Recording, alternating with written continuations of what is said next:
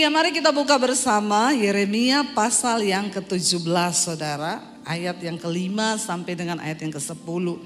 Ini ayat sering kita baca, tapi saya berdoa supaya Tuhan bukakan pemahaman bagi setiap kita hari ini yang berbeda. Yeremia pasal yang ke-17 ayat yang ke-5 mulai firman Tuhan berkata demikian, kita baca sama-sama. 1, 2, 3. Beginilah firman Tuhan, terkutuklah orang yang mengandalkan manusia, yang mengandalkan kekuatannya sendiri, dan yang hatinya jauh daripada Tuhan. Ia akan seperti semak bulus di padang belantara. Ia tidak akan mengalami datangnya keadaan baik. Ia akan tinggal di tanah angus, di padang gurun, di negeri padang asin yang tidak berpenduduk. Tetapi dikatakan di sana, diberkatilah orang yang mengandalkan Tuhan, yang menaruh harapannya pada Tuhan. Ia akan seperti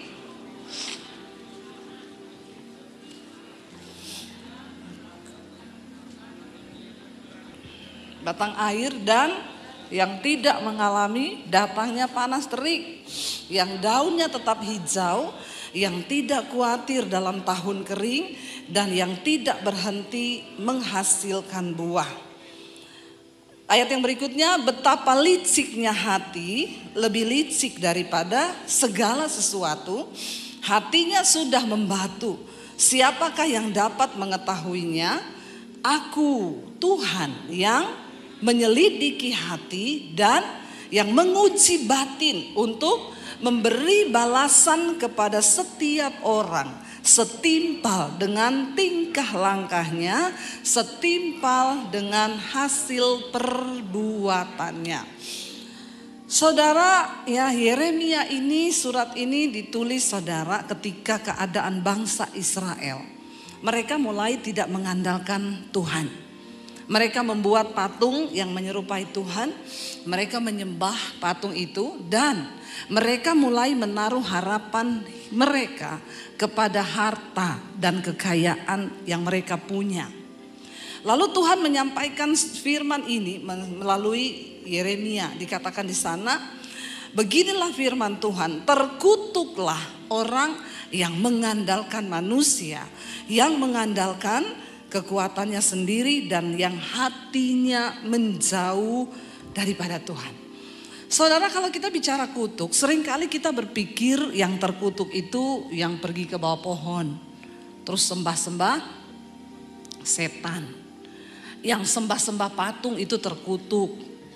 Seringkali kita berpikir kutuk itu hanya terjadi kepada orang-orang yang melakukan sesuatu yang wow gitu ya, baru dia itu terkutuk.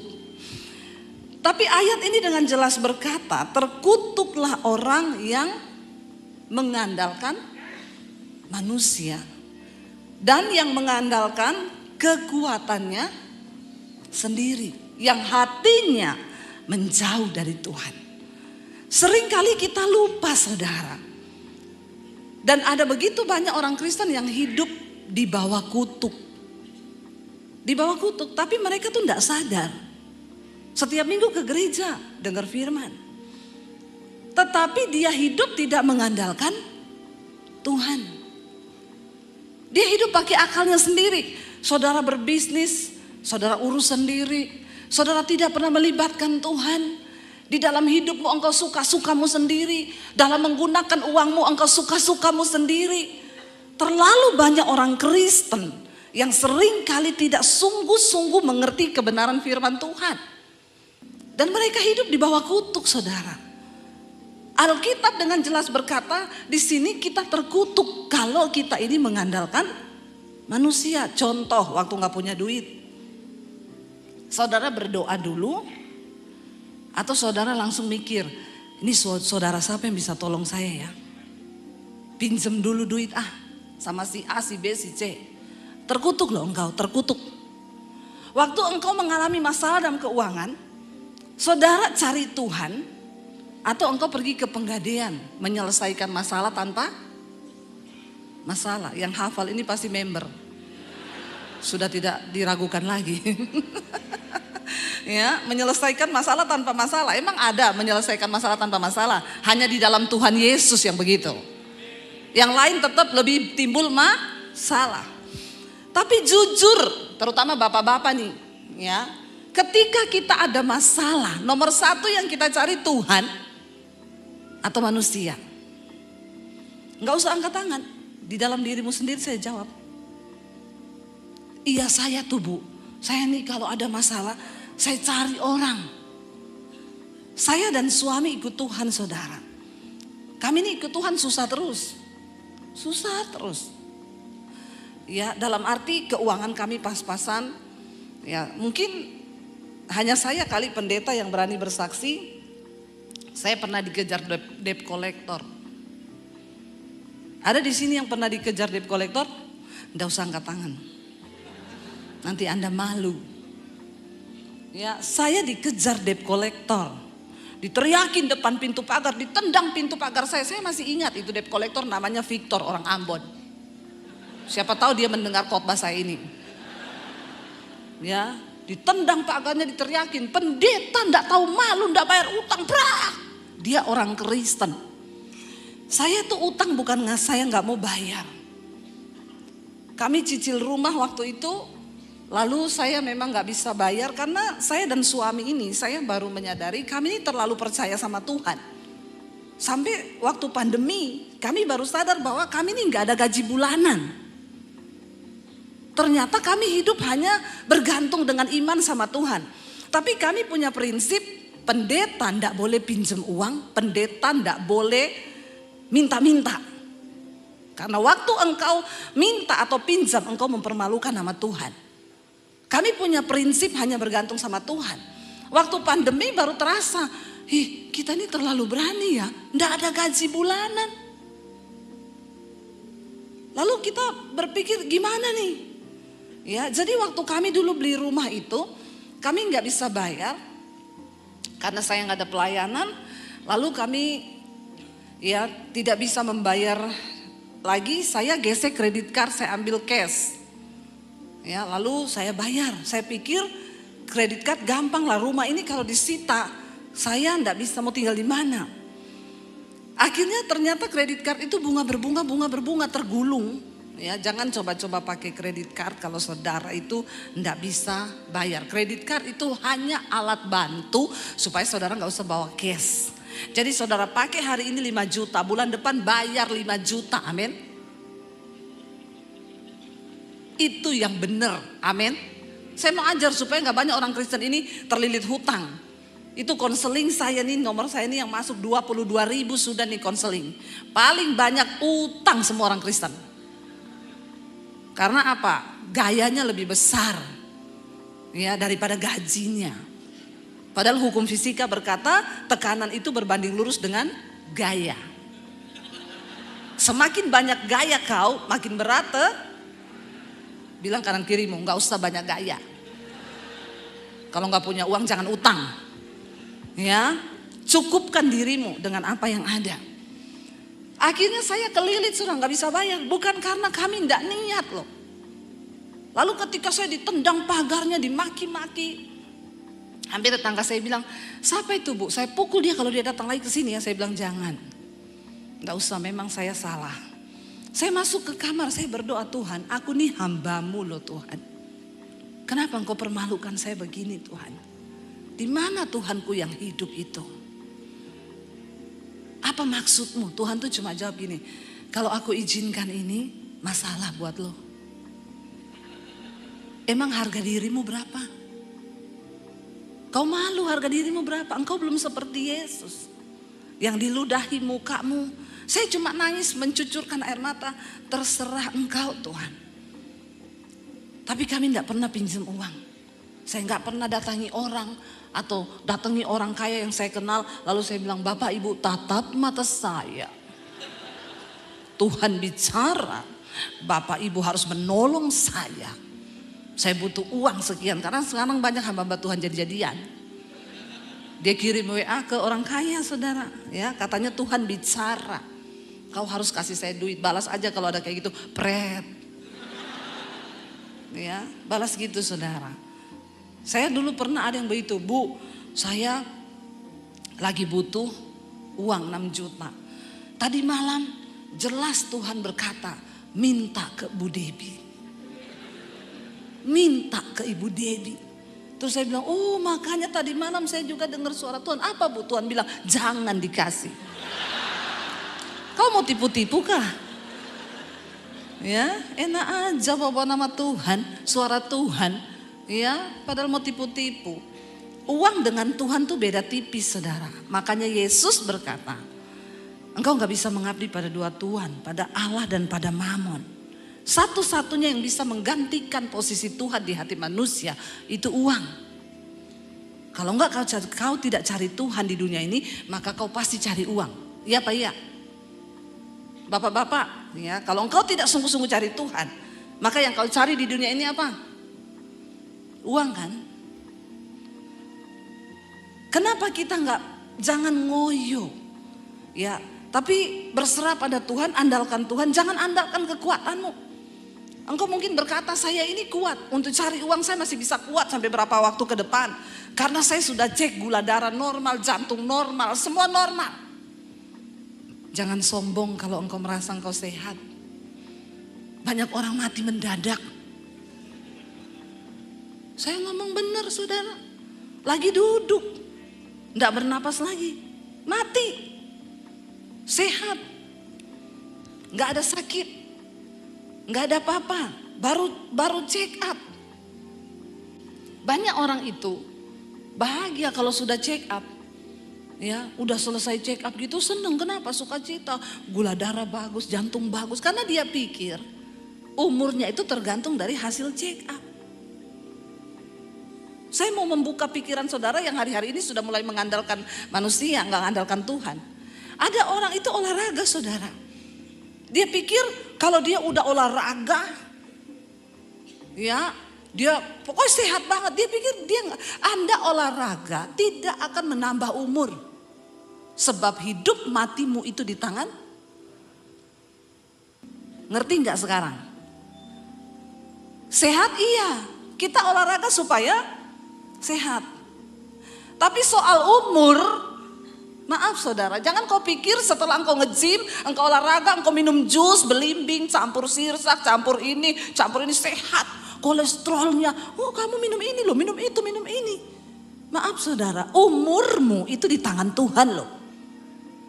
Mau sehebat apapun engkau olahraga, engkau jaga makanan. Kita ini olahraga jaga makan, saya ini sekarang jaga makan. Bukan untuk umur panjang. Supaya saya nggak berat, bawa badan ini berat. Amin. Ya, perut gede itu nggak enak. Saya tuh kadang heran sama bapak-bapak yang perutnya gede banget. Saya hamil dulu 9 bulan, saya bawa 9 bulan berat loh. Masa bapak-bapak itu bawa perut seumur hidup nggak berat ya? Saya kadang tanya sama suami saya, tuh bapak lihat perutnya saya kayak orang hamil 12 bulan. Gede banget, itu dia nggak capek ya. Saya aja dulu hamil 9 bulan, itu bawa itu cepet dang lahir, dang berat ini, pergumulan ini selesai. Jadi bapak-bapak kalau perutmu itu besar, ya hidupmu sudah berat. Jangan lagi kau tambahi dengan perut yang berat, semakin berat bebanmu. Kita ini olahraga, jaga makan bukan untuk umur panjang.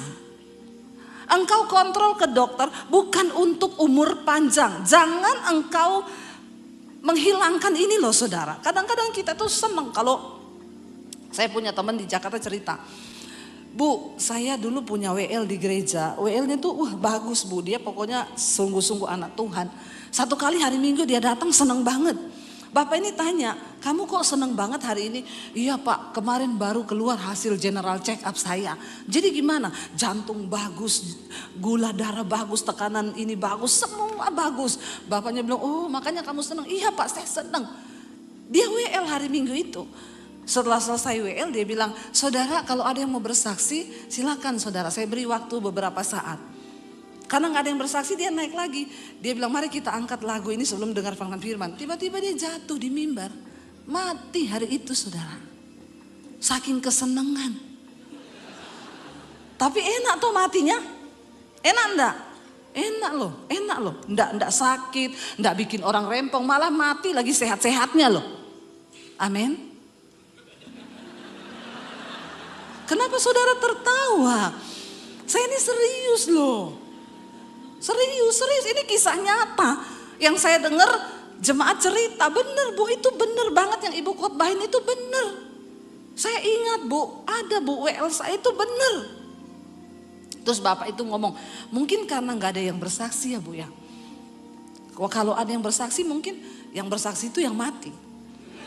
Saya bilang enggak lah ya, itu malaikat gak pernah salah sasaran. Ditugaskan ambil yang ini, gak mungkin dia ambil yang itu.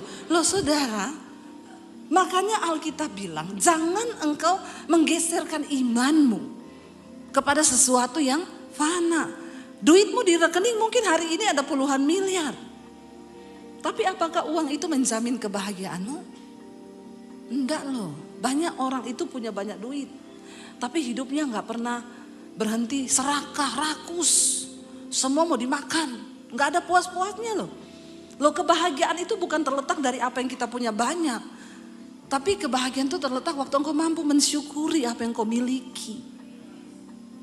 Dan itu gak bisa diganti dengan apapun. Karena saya sudah banyak ketemu orang yang punya banyak duit. Orang-orang kaya saudara, tapi konseling sama saya. Saya pulang ngomong ke suami saya lebih bahagia kita loh. Iya saudara, kadang-kadang saya ketemu orang kaya itu ya, senyum aja susah, orang kaya itu susah. Ya kalau senyum, shalom Pak. Dia takut wibawanya jatuh. Kalau senyum lepas tuh takut wibawanya jatuh. Padahal susah amat sih jatuh tinggal pungut lagi ya. Ngapain sih sampai senyum aja takut gitu ya. Dia senyum. Beda sama saudara lihat tukang ojek di pangkalan ojek. Ketawa mulutnya lebar semua terbuka. Sampai laler bisa masuk loh. Kenapa? Bahagia itu gak dinilai dari depositmu, dari apapun yang kau miliki. Ketika engkau diberkati Tuhan. Nih saudara kita lihat ya. Waduh ini padahal khotbah saya masih lama ya. Tapi ini waktunya sudah mau habis.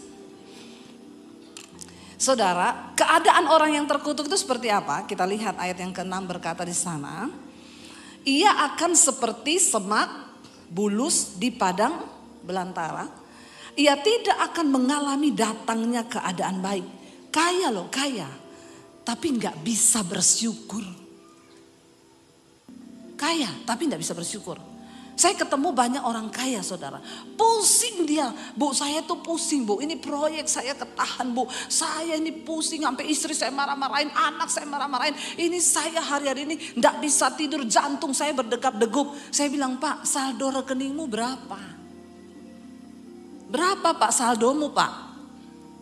Ya saldonya masih puluhan miliar bu. Tapi kenapa kau hidup seperti orang miskin yang saldomu tuh tinggal 100.000?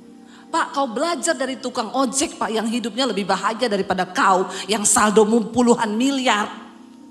Bodoh kau Pak saya bilang. Bodoh enggak? Itu Alkitab bilang orang terkutuk itu bukan orang miskin saudara. Walaupun dia miskin dia bisa bersyukur, dia bisa bersuka cita, dia diberkati. Amin. Jangan engkau mengkonotasikan miskin itu terkutuk, kaya itu diberkati. No. Karena banyak orang kaya gak bisa bersyukur hari-hari ini. Saya bilang ironis ya Pak. Engkau pusing dengan proyekmu yang sekian ratus miliar. Saldomu di rekening masih ada puluhan miliar. Dan engkau setiap malam tidak bisa tidur. Engkau jantungmu deg-degan, barahan sama istri, berantem sama anak. Gara-gara proyek Pak. Saya cuma bilang kalau malam ini jantungmu di stop sama Tuhan. Mati kau Pak. Jangan coba konseling sama saya. Kalau Anda tidak mentalnya siap. Loh kita harus bicara jujur. Baru dia matanya terbuka. Iya juga ya Bu Debbie ya. Iya loh saya pikir-pikir bener. Bener yang saya ngomong ini bener Pak. Bapak gak usah meragukan saya. Yang saya ngomong ini Alkitab. Ya, soalnya saya selama ini ketemu pendeta itu ngomongnya manis-manis. Nah, kau ketemu saya bukan pendeta saya. YouTuber. Haleluya. Memang kalau pendeta harus, gembala itu harus, karena kalau dia kasar begini, lari semua tuh jemaat. Jemaat sekarang ini kan mentalnya kerupuk semua. Apa dikit lari, pendeta ngomong begini lari, pindah gereja. Lu pikir di gereja lain lebih enak? Sama saja, namanya masih manusia. Saudara di sini tuh diproses, katakan. Ya, jadi nggak usah pindah-pindah kalau memang masih diproses Tuhan. Kau pindah ke sana, kau ketemu proses yang sama. Kesombonganmu ini loh yang lagi diuji, dibentuk Tuhan. Dia itu seperti semak bulus dikatakan di padang belantara. Ia tidak akan mengalami datangnya keadaan baik. Ia akan tinggal di tanah angus, di padang gurun, di negeri padan asing yang tidak berpenduduk. Orang terkutuk itu dia berada di keramaian, tapi dia merasa dia sendirian. Banyak orang yang seperti itu kan.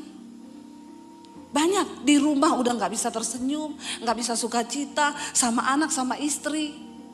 Saya bilang ke pengusaha itu, Pak, dia bilang, ini Bu Debbie lagi di mana? Saya lagi keliling Jawa Tengah. Saya mampir di Semarang, nginep di Jogja, saya ke Solo, saya ke Surabaya. Sama suami Bu, iya kami sambil pacaran.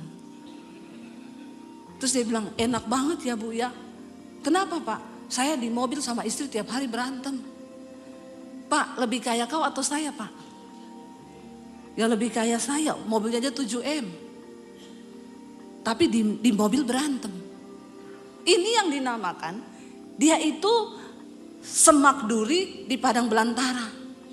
Tidak pernah mengalami datangnya keadaan baik. Boleh mobilmu 7M, 12M, MMM, ember. Tapi itu gak akan menjamin kebahagiaanmu. Apalagi hatimu menjauh dari Tuhan. Ya saya bilang Bapak bodoh, Bapak rugi Pak. Ya saya sama suami, kami pelayanan Pak. Ya saya mampir lihat sekolah Alkitab saya di Bandungan. Kami lihat apa yang bisa Tuhan kerjakan. Kami melihat saldo saya gak sebanyak Bapak. Tapi saya gak mau diperbudak iblis. Saya nggak mau diperbudak. Hidup kita berapa lama sih Bapak Ibu? Kita nih kaya ya, kaya aja. Saudara mau sekaya apapun, engkau cuma bisa makan sehari 3 kali. Mau sekaya apapun, engkau bisa makan 1 kali makan 4 piring bumbung. Bisa, saya mau tanya nih sama orang-orang kaya di sini. Sekarang ini keadaan terbalik-balik kan? Saya sama suami, dulu kita nih mau beli Starbucks nggak bisa. Bukan karena diet. Karena enggak punya duit. Iya, mau pengen banget beli Starbucks, tapi enggak ada duit. Sekarang pengen beli Starbucks, enggak bisa juga, kenapa? Diet. Mumet enggak hidup ini? Mumet? Pusing enggak? Kalau kita bayangkan hidup, ya. Bayangkan loh, kita mampir drive thru aja di Starbucks yuk, beli 1 roti sama kopi susunya yuk. Suami saya bilang gak boleh makan tepung loh. Terus itu susu ada gulanya juga loh. Nanti kita percuma ini. Terus saya bilang, hidup ini untuk apa ya? Tak tanya, hidup ini untuk apa? Kita dulu mau beli Starbucks gak bisa. Bukan karena diet, tapi karena gak punya uang. Nah sekarang kita bisa beli loh. Tetap gak bisa. Karena mau diet, konyol gak? Puyeng gak hidup ini saudara? Makanya saya bilang orang itu mau sekaya apapun, ya. Dulu pengen beli tas LV, nggak mungkin bisa karena saldo saya aja minta maaf terus. Tiap ke rekening mau ngambil 1 juta, maaf banget, saldo Anda tidak cukup. Tertawa kau lihat pendeta susah. Bukannya dibilang kasihan ya Bu Debbie, kasihan. Sekarang saya bisa beli loh, bukan sombong, tapi agak angkuh sih. Karena diberkati Tuhan. Bisa, saya cerita kemarin. Saya bisa. Saya di WA orang, Bu, Ibu pergi ke Senayan City, di situ ada toko LV, Ibu masuk ke sana, ketemu Mbak ini, Ibu minta sepatu di situ nomor 40, saya sudah titip, bilang aja dari Ibu ini, itu untuk Ibu. Saya pergilah ke sana saudara. Mau masuk itu antri panjang ya. Panjang. Saya datang, security-nya nanya, Ada perlu apa bu? Saya dilihatin dari atas sampai bawah. Kayaknya mencurigakan orang ini masuk. Nggak pakai merek sama sekali, datang ke LV. Di situ kan yang datang udah tasnya memang semua bermerek, sepatunya bermerek, semua bermerek. Lah saya datang di situ, dilihatin security, dicurigai. Kadang-kadang security itu tuh sombong juga. Saya bilang, emang lu bisa beli? Biasa aja, keles. Jangan memandang orang sebelah mata. Ya, kita harus belajar menghormati, menghargai semua orang. Jangan lihat dari merek yang dia pakai.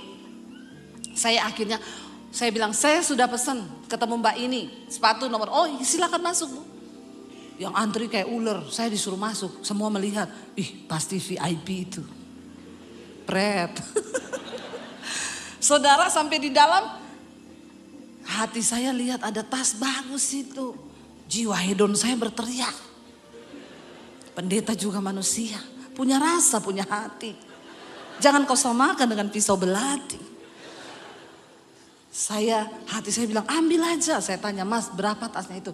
65 juta bu. Jiwa hedon saya bilang bisa, gesek. Pakai debit bukan kredit. Maaf ya, maaf. Saya diteleponi, bu saya mau kasih ibu kredit card, mau nggak bu? Ini ada gini. Tidak mau mbak. Kenapa bu? Udah mau kiamat. Saya nggak mau utang. Ntar saya mau keangkat malaikat. Masih ada utang kredit card, turun dulu kau, lunasi dulu. Ribet nanti. Beres-bereskan utangmu ya. Supaya kalau rapture, kau jangan disuruh turun dulu sama malaikat, bayar utang. Makanya jangan utang, bilang. Lalu saudara, jiwa hedon saya berteriak, iya bisa. Saya udah mau beli nih. Tiba-tiba Roh Kudus ngomong, 65 juta itu jadi satu pastori loh buat gereja di desa. Jengkel gak saya? Jengkel. Tapi saya mengerti. Alkitab bilang, Rasul Paulus bilang, aku ini tawanan roh. Lebih jengkel mana saudara? Dulu memang saya gak bisa beli. Saya pengen gak bisa beli. Sekarang saya bisa beli, bisa. Tapi tetap gak boleh. Jadi jengkel gak? Daging saya jengkel. Tapi roh saya bersuka cita. Ya, saya gak berani beli-beli kayak gitu. Kalau saya pakai itu karena mereknya Casio, dikasih orang. Casio. Benar saudara. Tapi apakah itu membuat kita bahagia? Enggak. Saya mau pakai yang merek, ya saya tetap damai sejahtera. Saya nggak pakai yang bermerek juga, saya tetap damai sejahtera. Karena bukan tergantung penilaian orang atas hidup saya. Saya bahagia karena saya sudah bahagia, saya punya Tuhan dalam diri saya. Amin. Tapi ada orang-orang sakit jiwa, kalau dia nggak pakai bermerek, dia nggak bahagia, nggak pede. Jalan itu kayaknya malu banget dilihat orang kok nggak bermerek gitu ya. Bertobat loh saudara. Dikatakan di situ orang-orang yang terkutuk itu, dia itu dikatakan seperti semak bulus. Udah semak bulus nggak ada arti. Artinya apa? Orang terkutuk itu hidupnya nggak ada artinya loh. Semak bulus, semak itu nggak ada arti apa-apa. Di padang belantara yang dia itu dikatakan tinggal di tanah angus, di padang gurun, di negeri padang asin yang tidak berpenduduk. Dia berada dalam keramaian tapi dia merasa sendiri, hidupnya tuh hampa, kosong. Dia nggak ngerti apa arti hidup. Kalau saudara itu hari ini bertobat saudara, kembali pada Tuhan. Tetapi sebaliknya dikatakan, diberkatilah orang yang mengandalkan Tuhan, yang apa? Menaruh harapannya kepada Tuhan. Taruh harapanmu pada Tuhan, jangan pada harta. Jangan pada pengakuan orang. Karena kalau engkau taruh pengharapanmu pada pengakuan orang, kau kan kecewa. Orang itu kalau kau baik dia manis. Ya, orang bisa berubah siapapun. Mau itu orang tua, anak, istri, suami, semua bisa berubah. Tapi taruh pengharapanmu kepada Tuhan. Saya kemarin ngomong ke ibu-ibu yang datang di ulang tahun wanita. Jangan mencintai suamimu lebih daripada engkau mencintai Tuhan. Karena banyak ibu-ibu yang, bu suami saya selingkuh, saya mau bunuh diri. Saya bilang, ibu kenapa bodoh? Yang enak suamimu selingkuh, kau yang mati binasa masuk neraka. Jangan terlalu bucin bu. taruh harapanmu pada Tuhan, taruh cintamu kepada Tuhan. Kalaupun suamimu selingkuh, ya doakan saja dia, Tuhan hajar dia dengan caramu. Selesai toh. Ibu-ibu saya ajar ya, kalau suamimu selingkuh doa, Tuhan hajar dia dengan caramu. Amin ibu-ibu. Nanti ada suami yang telepon saya, itu Ibu Debbie pendeta macam apa? Macam gini saya. Kenapa Pak? Kenapa kau suruh istri saya berdoa hajar suamiku Tuhan? Bapak tuh jangan terlalu GR ya. Alkitab berkata Tuhan menghajar orang yang dikasihinya dan yang dianggap anak. Pak, kalau kau masih dikasihi Tuhan, masih dianggap anak, kau dihajar Pak. Tapi kalau Tuhan udah gak anggap kau mati lagi selingkuh Pak, serangan jantung. Seringkali kita ini gak ngerti. Taruh harapanmu kepada Tuhan supaya engkau gak kecewa. Siapapun ketika mengecewakan engkau bilang, yes, aku hanya menaruh harapanku pada Tuhan. Karena itu aku tidak terganggu. Damai sejahteraku, sukacitaku hanya ada pada Tuhan. Amin. Usaha bisa naik turun. Tapi ketika engkau menaruh harapanmu pada Tuhan, engkau mengandalkan Tuhan. Lalu dikatakan di sana, orang yang diberkati Tuhan itu, ya mereka itu akan seperti pohon ditanam di tepi air yang merambatkan akar-akarnya ke tepi batang air, yang tidak mengalami datangnya panas terik. Walaupun panas, pohon hidup di tepi air, mau panas, mau terik, mau apapun, dia tetap tumbuh hijau karena akarnya itu di tepi batang air. Tuhan adalah sumber berkat kita. Mau pandemi, mau apapun, ketika engkau menaruh harapanmu pada Tuhan, engkau ditanam di baitnya Tuhan. Dan engkau akan melihat saudara. Dikatakan di sana, ya, dan dia itu seperti pohon yang ditanam tepi aliran air, yang tidak mengalami datangnya panas terik, yang daunnya tetap hijau, yang tidak khawatir dalam tahun kering, dan yang tidak berhenti menghasilkan buah.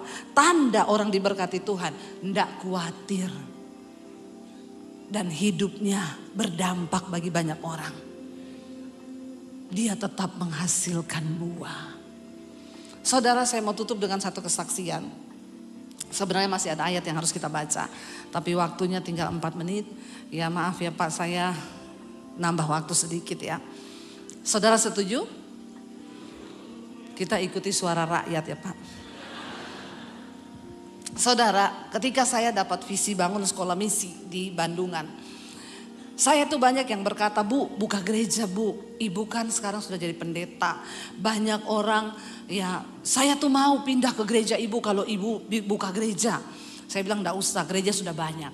Kau pindah sama saya, nanti saya musuhan sama gembalamu. Urusan kita orang Kristen ini cuma musuhan, terputar-putar di kandang. Karena kau tidak pernah melihat keluar. Saya bilang saya gak buka gereja. Banyak yang kasih masukan, buka aja Bu, buka aja. Saya berdoa, saya tidak mau melakukan apa yang bukan menjadi kehendak Tuhan.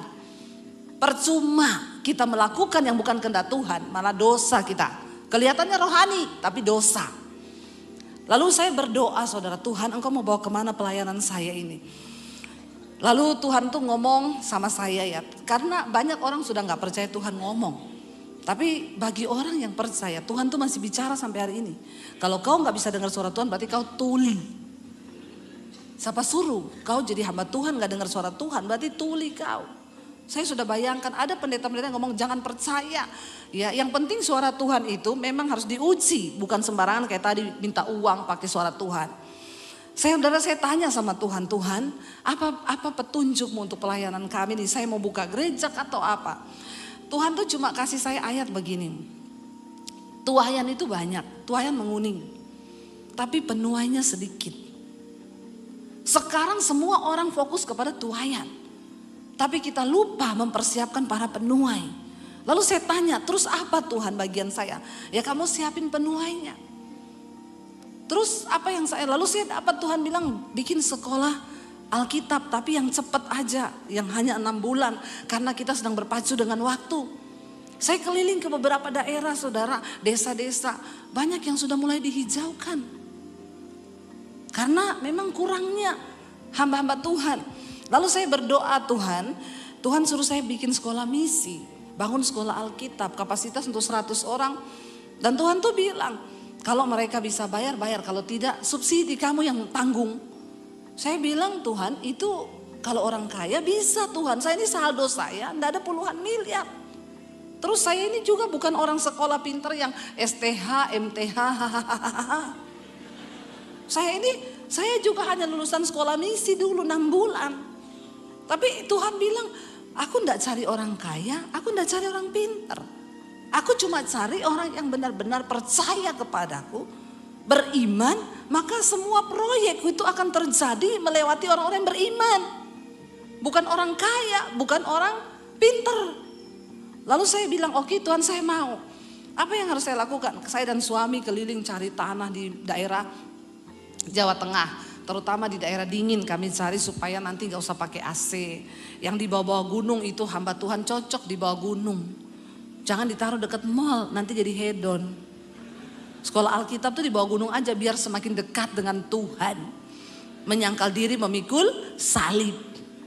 Ya, kalau di kota nanti malam minggu dia ke Tunjungan Plaza lagi.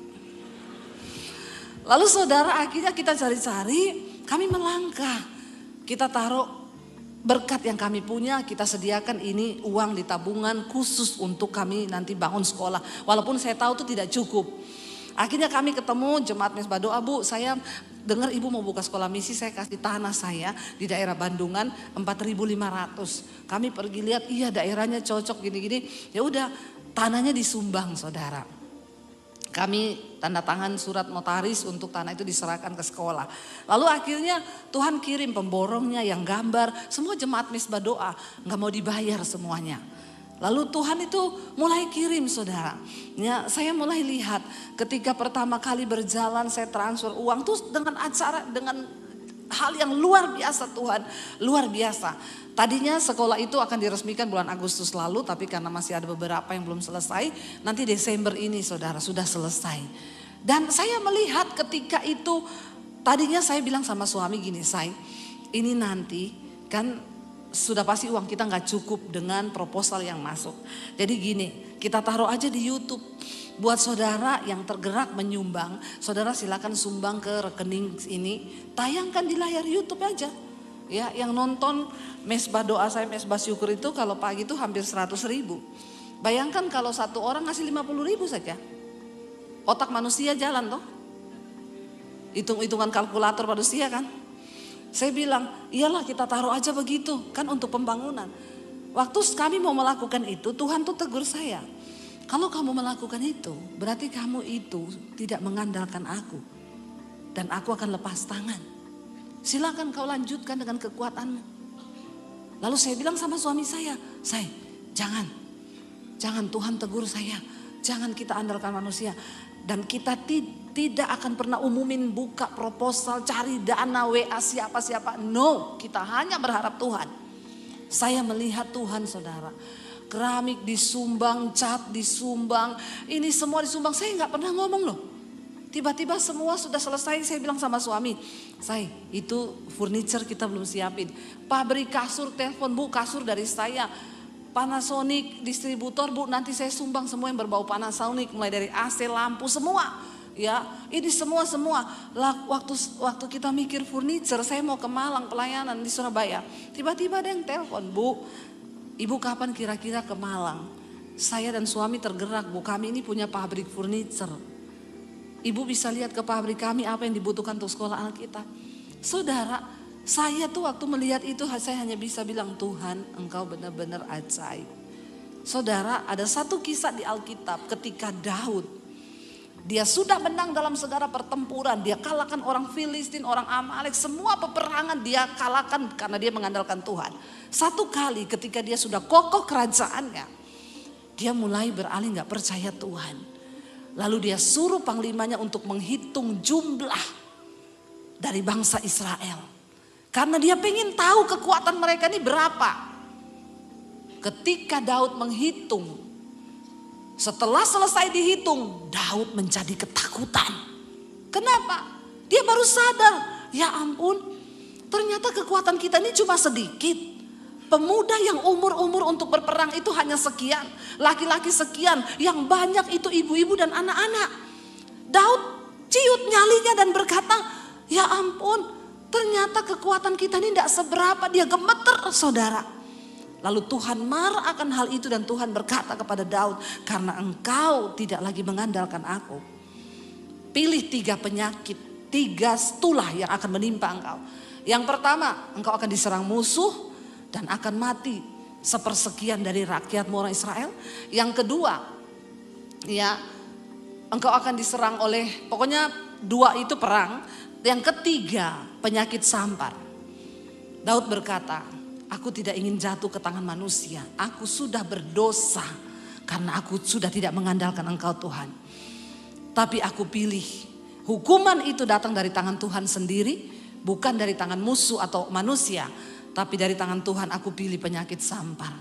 Waktu penyakit sampar itu datang, 70.000 orang Israel meninggal.